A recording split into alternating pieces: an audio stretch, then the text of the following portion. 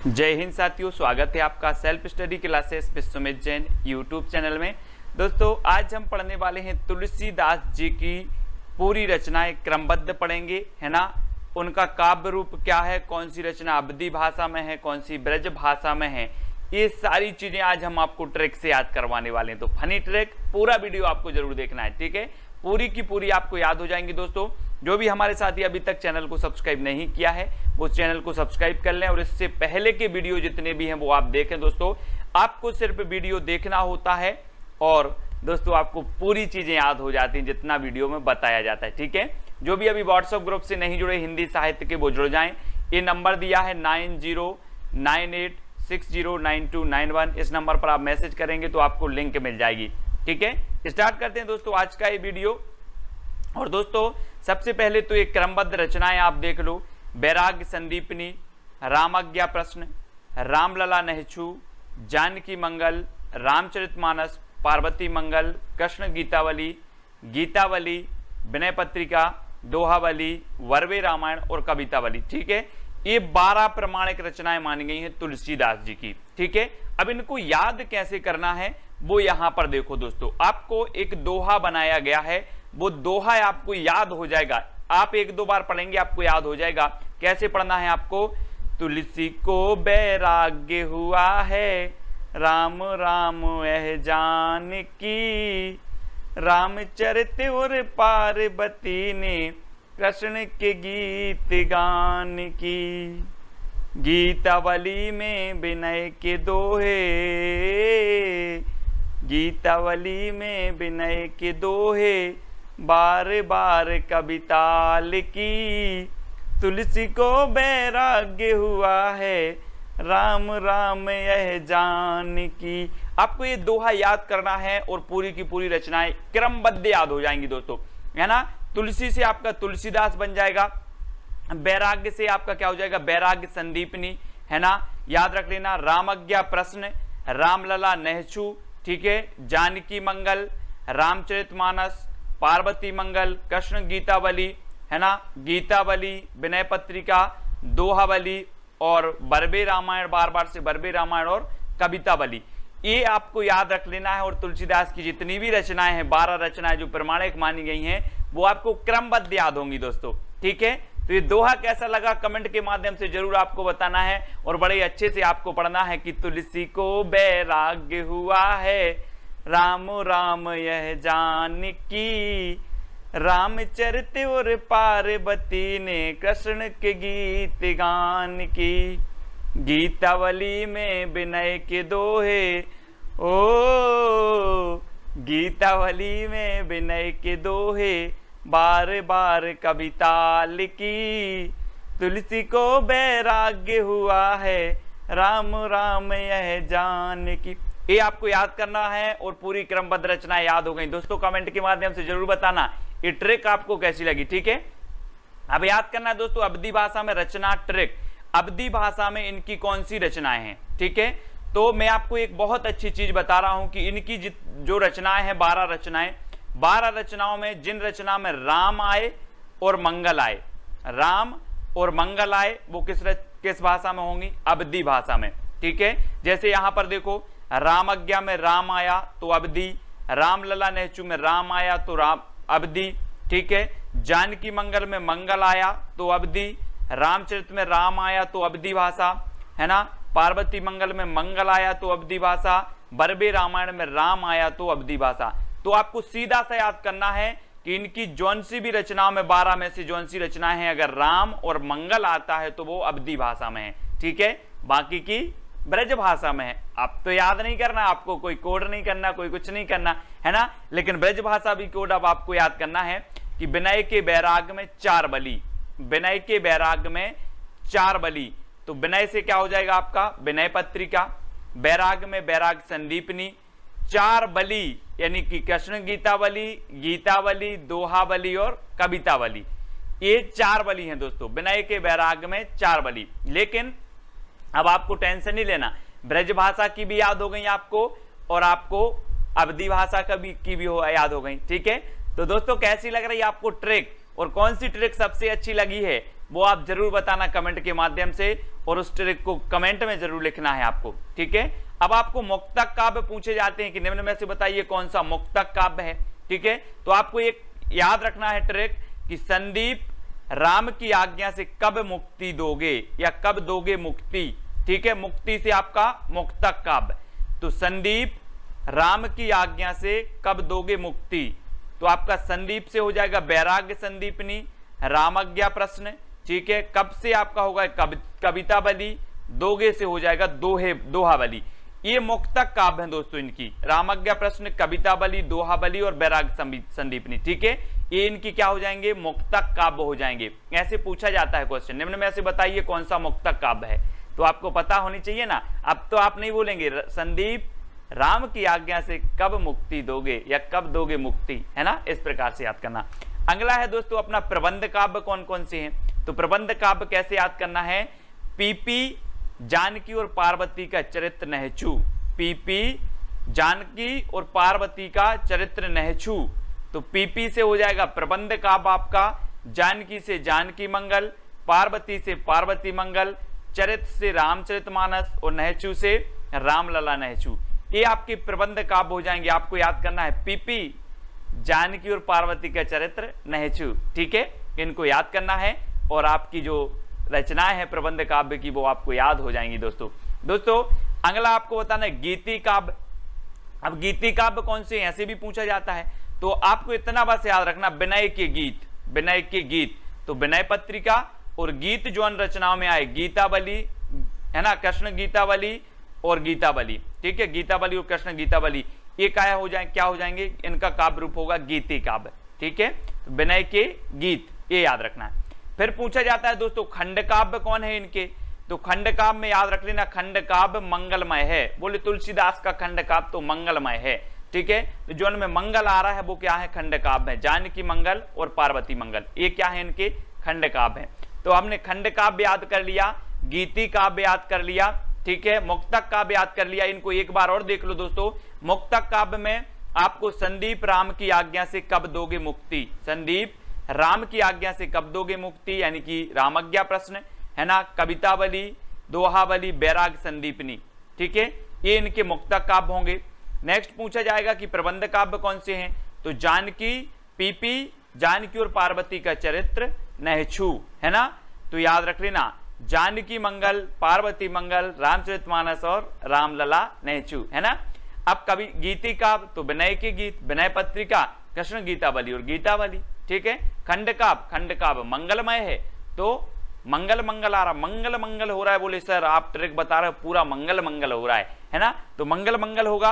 अब दोस्तों कुछ क्वेश्चन आपको बताने, बहुत सारी ट्रिक आपने पढ़ ली हैं, ठीक है। तुलसी को वैराग्य हुआ है, राम राम यह जानकी। अब आपको क्वेश्चन बताना है निम्न में से कौन सा गीति काव्य है। गीति आपने पढ़े हैं, ट्रिक आपने पढ़ी थी विनय के गीत, क्या पढ़े थे, विनय के गीत, तो कौन सा है, विनय पत्रिका, रामलला नहचू, कवितावली या जानकी मंगल। अब आपका एक भी क्वेश्चन गलत नहीं होनी चाहिए। तो गीति काव्य पूछा है, बोले विनय के गीत सर, तो विनय पत्रिका, ए नंबर आपका बिल्कुल सही हो जाएगा, ठीक है। अगला क्वेश्चन आपसे पूछा जाता है निम्न में से कौन सा खंड काव्य है, तो आपने पढ़ा था कि तुलसी का खंड काव्य क्या है, मंगलमय है दोस्तों, जिसमें मंगल आता है वो खंड काव्य है। तो मंगल किस में आया है, जानकी मंगल, तो मंगल इसमें आ गया, तो आपका डी नंबर बिल्कुल सही हो जाएगा, ठीक है। अगला है दोस्तों कि निम्न में से कौन सी रचना अवधि में है, अवधि में बताना है, अवधि।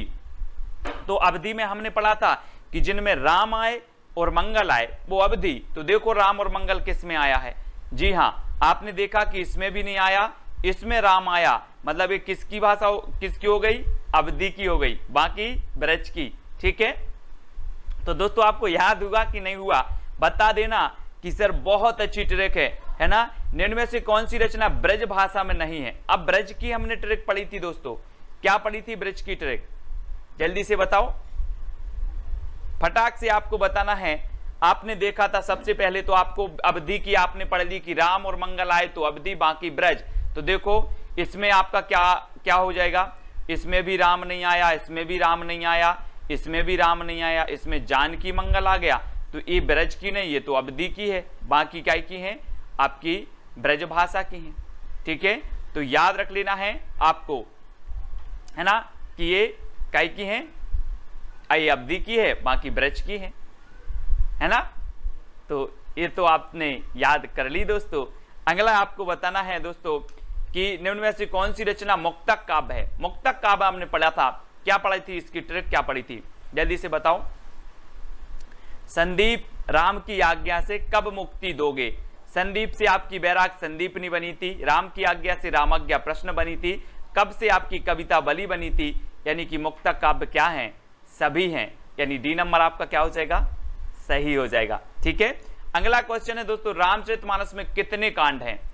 तो कांड बताना है, तब आपको बिल्कुल सही पता है कि रामचरितमानस में जो कांड हैं वो 7 कांड हैं, और रामचरितमानस हमें जिंदगी भर साथ देगी, क्योंकि रामचरितमानस से हम राम के चरित्र को स्मरण करते हैं, उनके गुणों को स्मरण करते, तो साथ देगी, तो 7 कांड ऐसे याद रखना है।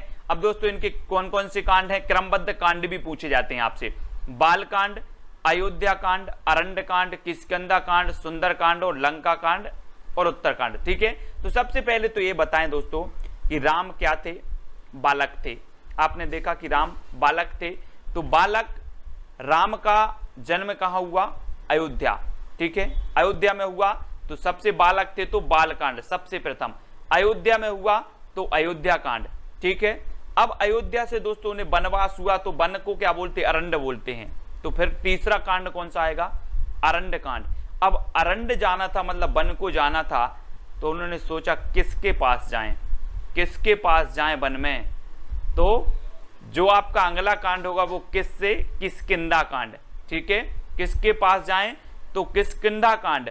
अब दोस्तों देखो, जब वन चले गए, बोले चलो तो अब किसी के कोई ना कोई तो मिलेगा, तो इनको बहुत सुंदर व्यक्तित्व के, है ना, अच्छे अच्छे लोग मिले, हनुमान जी मिले, सुग्रीव जी मिले, है ना, तो सुंदर व्यक्तित्व के बहुत अच्छे अच्छे व्यक्ति मिले, उनने दोस्ती की उनसे, ठीक है।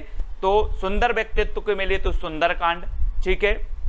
अब दोस्तों सुंदर व्यक्तित्व के मिले, तो यहाँ के इसके बाद फिर क्या हो जाता है, सीता जी का हरण हो जाता है, सीता जी का हरण हो जाता है, तो लंका गए, तो लंका कांड, है ना। पहले मतलब ये है कि सीता जी का हरण हो गया, उसके बाद उनके दोस्त मिले, फिर लंका गए, लेकिन दोस्त मिले, सुंदर दोस्त मिले, ठीक है, तो सुंदर कांड।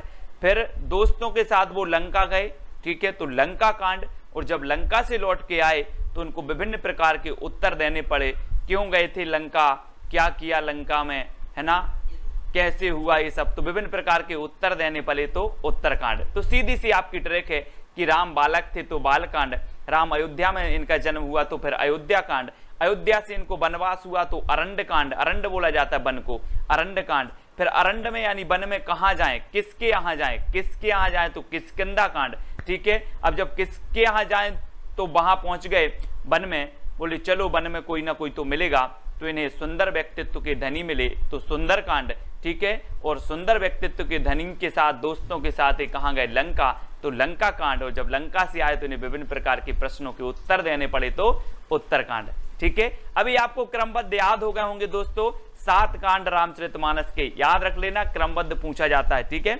अगला बताना, निम्न में से कौन सा प्रबंध काव्य है। तो प्रबंध काव्य कौन सा है, पार्वती मंगल, जानकी मंगल, रामचरितमानस या फिर सभी। तो प्रबंध काव्य आपने पढ़े हैं कि पीपी, जानकी और पार्वती का चरित्र नहछू, आपने पढ़ा है, पीपी, जानकी और पार्वती का चरित्र नहछू। तो जानकी मंगल, पार्वती मंगल, रामचरितमानस और रामलला नहछू, ये क्या हैं, प्रबंध काव्य हैं, जिनमें से जानकी मंगल और पार्वती मंगल खंड काव्य हैं, है ना, ये चीज आपको पता है, ठीक है। तो सभी यहां पर आपका बिल्कुल सही हो जाएगा।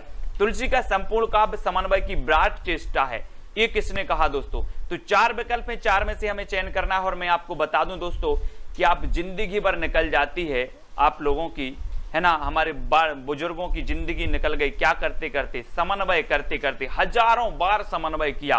कितनी बार समन्वय किया, हजारों बार समन्वय किया। तो समन्वय की विराट चेष्टा कौन कहेगा, कौन कहेगा, हजारों बार किया, तो हजारी प्रसाद द्विवेदी, यानी कि जो विकल्प नंबर ए है वो आपका बिल्कुल सही हो जाएगा, ए नंबर, ठीक है। अगला क्वेश्चन बताना, रामचरितमानस को लोक मंगल की साधना अवस्था का काव्य माना है तो किसने माना है? दोस्तों आपको पता है लोक मंगल का कवि कहा जाता है तुलसीदास जी को, है ना। और रामचंद्र जो शुक्ल थे सबसे ज्यादा प्रभावित थे किस रचना से? रामचरितमानस से। एक क्वेश्चन पूछा जाता है कि रामचंद्र शुक्ल किस रचना से सर्वाधिक प्रभावित थे, तो वो थी रामचरितमानस दोस्तों, ठीक है। तो रामचरितमानस को लोक मंगल की साधना अवस्था का काव्य कहा किसने? रामचंद्र शुक्ल ने। यानी आपका जो उत्तर होगा वो क्या होगा? बी नंबर हो जाएगा, ठीक है। अगला बताना, विनय पत्रिका का अन्य क्या नाम है? विनय पत्रिका जो ब्रज भाषा की है और इसका अन्य नाम क्या है? तो आपको याद रख लेना है दोस्तों, इसका अन्य नाम है विनयावली, राम गीतावली, यानी कि दोनों इसके अन्य नाम हैं, ठीक है। इनको याद रखेंगे। तो दोस्तों ये ट्रिक कैसी लगी? बहुत सारी ट्रिक मैंने बताई, कौन सी ट्रिक आपको अच्छी लगी वो आपको कमेंट में लिखना है, उस ट्रिक को भी कमेंट में लिखना है। और जितने भी साथी देख रहे हैं वो अपना कमेंट में क्या अपनी उपस्थिति दर्ज करवाएंगे, जितने भी हमारे साथी ग्रुप में जुड़े हैं वो कमेंट करके बताएंगे। कुछ लाइव देख रहे हैं तो लाइव, कुछ बाद में देख रहे हैं तो बाद में, ठीक है। कमेंट करके अपनी उपस्थिति बताएंगे। और एक प्रश्न, चैलेंज प्रश्न है जिसका उत्तर तो आपको बताना ही है। पार्वती मंगल का काव्य रूप क्या है? 4 विकल्प आपके सामने है, चैलेंज प्रश्न है, आपको इसका उत्तर लिखना ही है, ठीक है। तो गीति काव्य, खंड काव्य, मुक्तक काव्य, इनमें से कोई नहीं, इसका उत्तर सभी लोग बताएंगे। और जो भी साथी अभी तक व्हाट्सएप ग्रुप से नहीं जुड़े हैं उनके लिए ये नंबर दिया है 9098609291, ये नंबर है, आपको व्हाट्सएप ग्रुप से जुड़ना है, जहां पर आपको हिंदी साहित्य की संपूर्ण ट्रिकी वीडियो मिलेंगे दोस्तों, है ना। बहुत अच्छे से अध्ययन करेंगे, सभी लोग जुड़ जाएं। और टेलीग्राम ग्रुप से भी आपको जुड़ना है, टेलीग्राम ऐप डाउनलोड करना है, उसमें सर्च करना है IAS स्टडी ट्रिक और ज्वाइन हो जाना है, ठीक है। तो वीडियो कैसा लगा कमेंट में बताएं, वीडियो को शेयर करें, लाइक करें। आज के वीडियो के लिए साथियों बस इतना ही। जय हिंद,